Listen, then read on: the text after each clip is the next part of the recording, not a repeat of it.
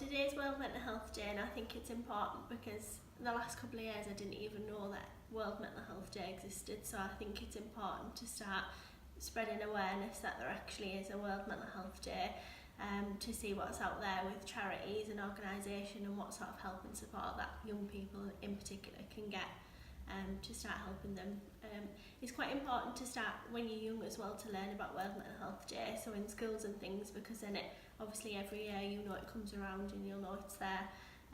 and more things start happening, so you'll be able to get more awareness of everything that's going on. So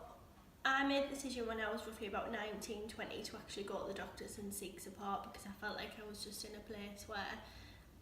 I wasn't able to deal with it myself anymore, and I needed someone to help guide me on what was not necessarily normal, but what was right in terms of what you should do towards helping yourself and your mental health. So I would say I think that's quite young to say that I made that decision to go on and get that help, but I remember even looking back now, I was a lot younger, probably about 10, 11, when I first sort of think that my mental health affected me. But at that time, even though it's not that long ago, there was lack of understanding there when I went to the doctors, and they didn't really know what was going on. So I think it's sort of triggered from there, but I was about 19, 20 when I first sort of realised that I needed to get more support and help. So I went to the doctors initially, and I just